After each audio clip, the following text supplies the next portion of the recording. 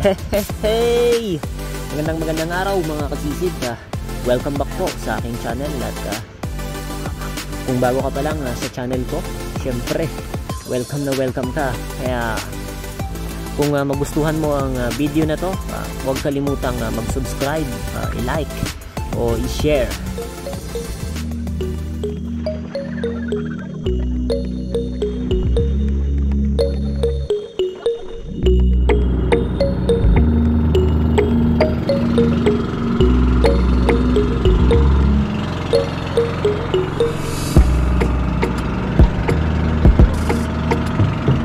After 45 minutes na biyahe mga kasisid ay nakarating kami sa Kalaparan kung tawagin, dito sa bayan ng Nara mga kasisid. Dito ako ngayon.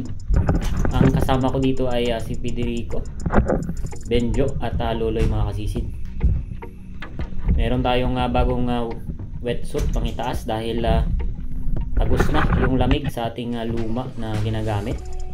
Kaya inisponsoran naman natin yung ating sarili. At ito, break in. Pagbaba pa lang mga kasisid, ito meron ng kawan ng bayang o batfish pero maliliit pa. Kaya nag sightseeing lang muna tayo. Pagdating sa ilalim ng dagat ay malinaw sa ilalim, pero pag tinignan sa ibabaw ay medyo malabo. Kaya kailangang magpailalim para makita yung mga isda.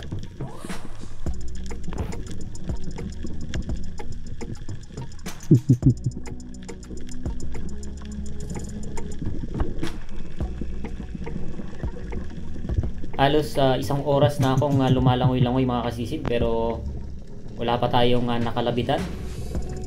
Kaya patuloy yung paghanap natin ng pwedeng mapana dito mga kasisid. Napakaganda yung coral reef dito, hindi pa siya durog. Kaya marami pang isda raw na pwede pang mapana. At dito may malalim na part ay merong kawan ng labahita o surgeon fish.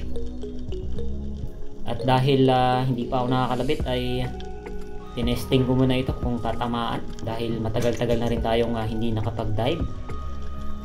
At yun na nga, sakto nung pagkalabit mga kasisid, tumama pa rin. Talagang maganda pa rin yung pulso.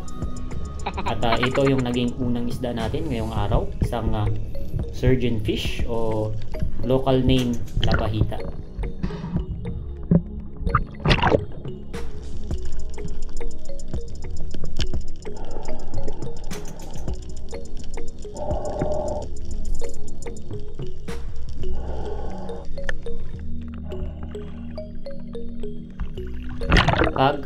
Pagkatapos ko ikasa yung pana mga kasisid ay hindi pa rin umalis yung kawan. Patuloy pa rin yung pag-ikot sa akin. Siguro ay curious talaga. Kaya binawasan ko ulit ng isa. Pero mas malaki ito sa unang nahuli.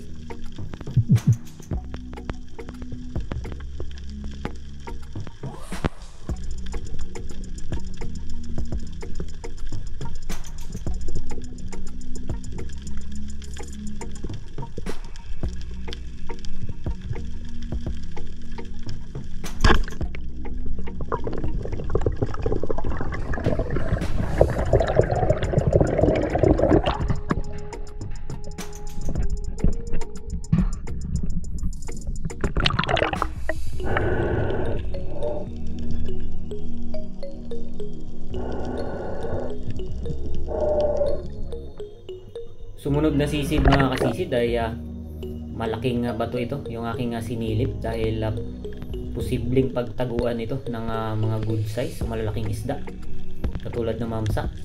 Pero this time walang isda sa ilalim na malaki. At sakto namang paglingon ko sa aking kaliwa ay meron ako nakitang isang emperor. Ito ay big eye emperor mga kasisid, good size na. Kaya dahan-dahan kong nilapitan at sakto naman nakatago yung position ko. Kaya nakadikit ako ng konti. Dahil yung big eye emperor na ito ay napakailap. Buti na lang na stone shot mga kasisid, kaya hindi ganong mahirap i-recover. Dahil maraming pwedeng pagsabitan yung tali natin dito. Galing tayo sa ilalim.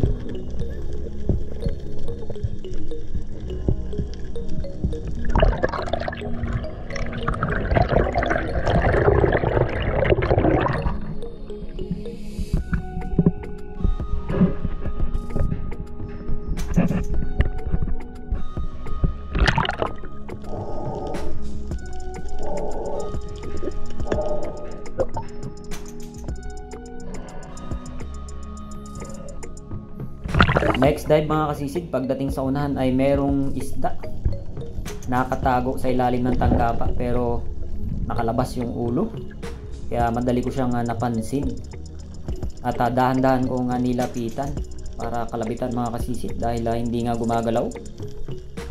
Pero nung pagkalabit ko napakalapit na sana pero hindi tinamaan mga kasisid. Hindi ko alam kung anong nangyari. Mababa yung pagkakatama. Sayang.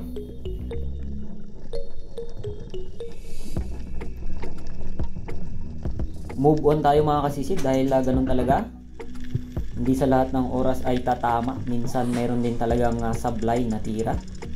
Dito ay halos 30 seconds na ako sa ilalim. Nagtry ako mag-ambush pero walang lumapit, kaya pinagtiyagaan ko na ito. Isang singsingan mga kasisid.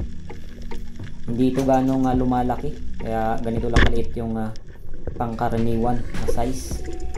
At sakto naman pagkalabit natin ay maganda yung pagkakatama, diretso sa monoline.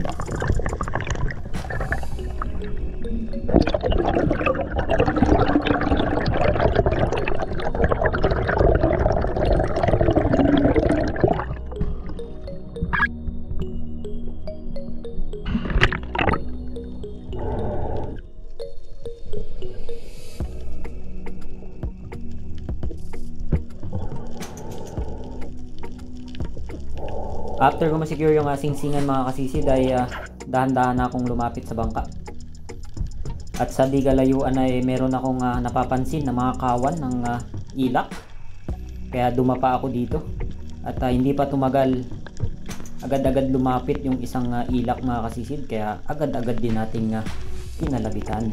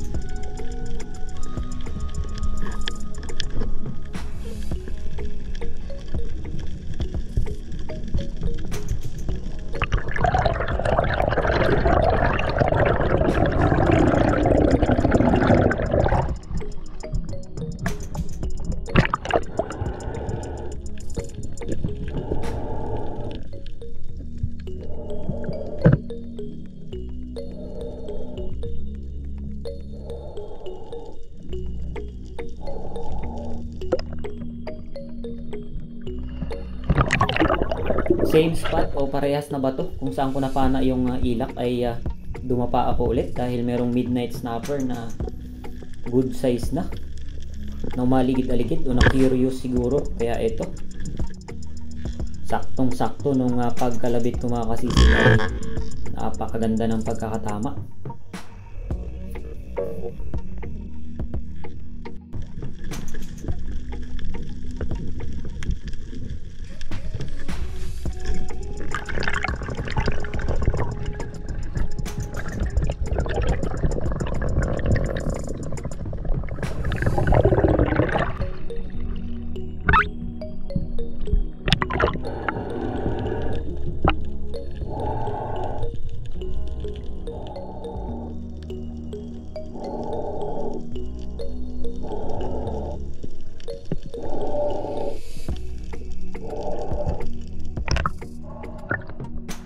After ko makuha yung midnight snapper na to mga kasisid ay umakyat muna kami sa bangka dahil gutom na.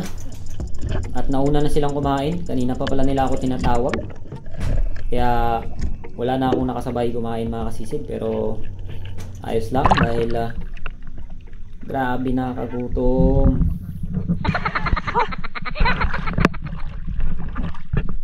Hindi nagadaan sa inyo yung bluefin tree valley na malaki? Diyan lang sa harap, nag-ikot-ikot. May ano kasi sa kabalat niya ba yun, nag-linis, ano tawag yan? May nakakapit, nainis siya. Oo, oo, hindi siya mapalagay. Oo, wala. Hindi siya makatigil. Yung may lak? Sirit. Kala na siguro ano, kati-kati.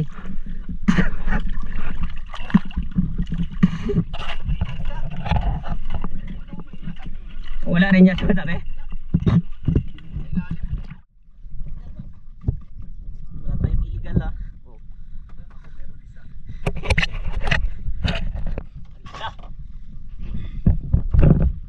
Sino nakadali nito?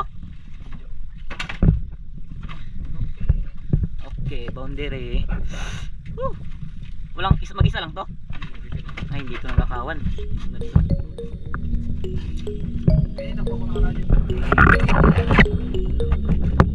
Isa-isa lang na rin.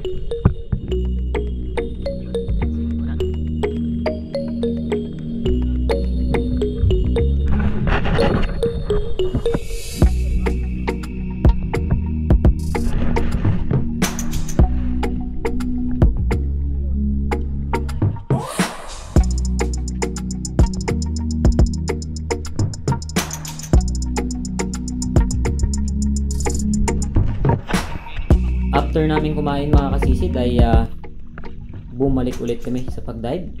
Pero nagpahinga naman kami ng halos sa 15 minutes or 20 para matunang-tunawa naman at hindi mabigla. At dito, unang dive ko pagkatapos kumain ay isang coral trout yung nagpakita. Nasa taas ng tangga pa ito. Pero nung dahan-dahan kong nilapitan mga kasisid, kakalabitan na sana, biglang umalis. Medyo mailap kaya hindi natin ito nakuha, sayang. At pagdating sa unahan mga kasisid ay meron ako nakitang malaking bato na may kuweba-kuweba at doon ako nag-abang. Saktong merong lumabas na isang yellow stripe na sweet lips ay agad-agad natin kinalabitan yan.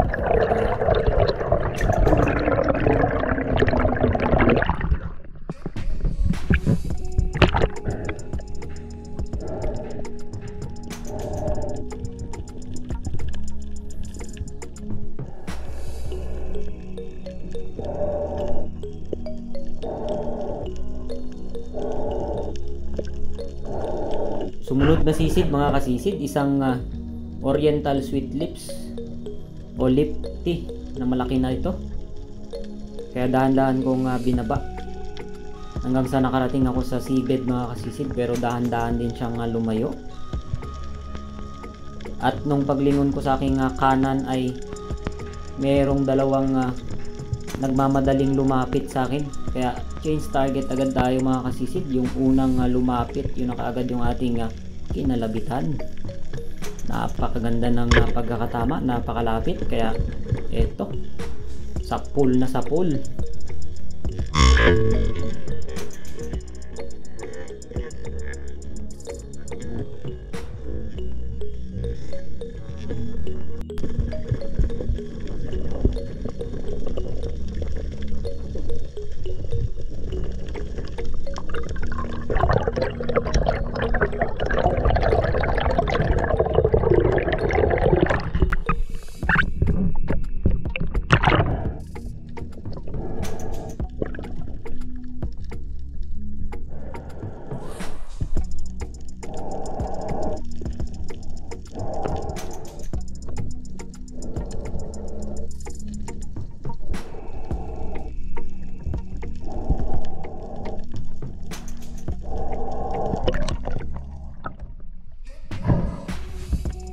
Next dive mga kasisid, salubong ako sa agos nito.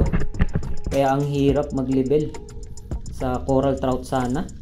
Kaya tinira ko na lang ng pabugsok o halos sa 90 degree na tira. Kaya hindi maganda yung pagkakatama, sayang, nakawala. At bumalik na kami sa bangka dahil nagre-reklamo na nga sila na medyo malakas nga yung agos. Mahirap, kaya nagpahinga muna kami ng konti. At pagtingin ko sa icebox, eto, meron nang nahuli si Benjo na bluefin trevally at nakamalagunok na si Loloy. Meron na rin malaking midnight snapper si Ito na, yung may sugat dito. Federico. Kaya hindi lugi yung Lang pala, padaya na yun. pamamana namin ngayong araw mga kasisid. Meron pa rin akong ibang nahuli, mga bluefin trevally pero hindi ganun kalalaki. Kaso lang ay nalobat yung camera ko mga kasisid kaya wala ng video. At ito na lang yung 1% na battery, isang video pa uwi. At hanggang dito lang mga kasisid. Sa susunod na lang yung shoutout dahil madalian yung pag-edit natin ngayon. At hindi natin nakunan ng video yung mukbang sana ng inihaw na to. Dahil ako ay nakatulog na agad, napagod after